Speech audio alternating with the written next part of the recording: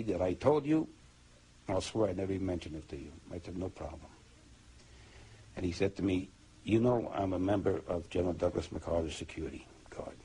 He says, I'm on my way to the States for TDY. He said, I'm going to tell you something. General Douglas MacArthur was very familiar with the Roswell incident, the crash material, and also the bodies, because he himself has seen them. There I started getting the Tosser reports. I started getting other crash reports, the artifacts I got. And I did get one time a report that NSA was getting signals from space, which were not just space noise or, or unscrambled or something you couldn't read. They were really very perfect and looked like something was guiding them. There was a real message. But we were never able to decode it. This was a very coordinated message. It wasn't just noise coming. It was a pattern. The one person I happened to meet and took quite a shine to, and he to me, was a Dr. Adolf Raum.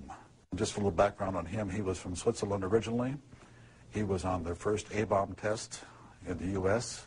He knew Dr. Oppenheimer personally, and just a fine, fine gentleman. One night after supper and after a few martinis, I jokingly asked Adolf, I said, what do you know about the little gray men that are supposedly on ice here at Wright-Patterson? And I can distinctly recall his face turning ashen white. His voice got very stern, and he said, Arnie, he says, all I can tell you is that they were not weather balloons, and we will not talk about it again. You understand? And there was no uncertainty in my mind that we wouldn't talk about this further. We can safely say that, yes, there were some captured craft in Roswell, New Mexico, and yeah, they were real.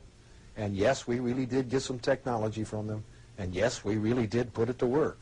How many bodies had been recovered? Don't know.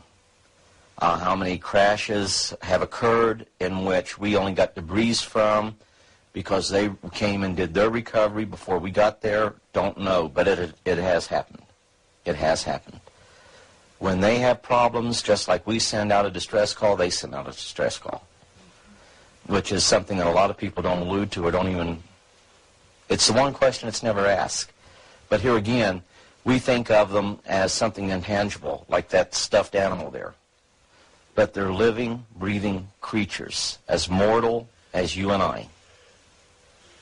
They think, they have loves, they have likes, they have dislikes, they have social culture. This is so important to try to make people understand that that is the case. There were more crashes than Roswell, but people don't understand is that there was one in 1948, and there was another one in 1949.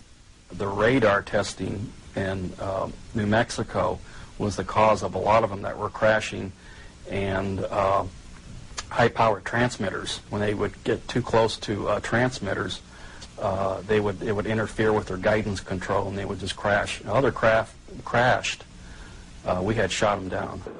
As an example of some of our precision, we have here a photo of an object re-entering the Earth's atmosphere. Through our programs, we were able to predict a precise time that this was going to happen and notified a particular agency who then went out with a camera and was able to obtain this photograph. What altitude? This is just entering the Earth's atmosphere somewhere around 400,000 feet. We've been successful. We crashed in White Sands, New Mexico. We tracked it.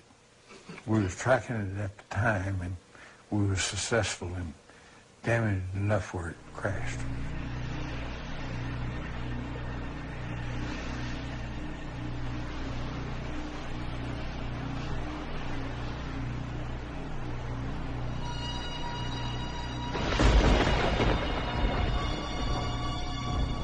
I can verify, corroborated by the people that I have worked with and do work with now. I made a comment that was really funny at that particular point. I didn't really connect it with anything until later. He says, you have no idea at all what we're about, do you?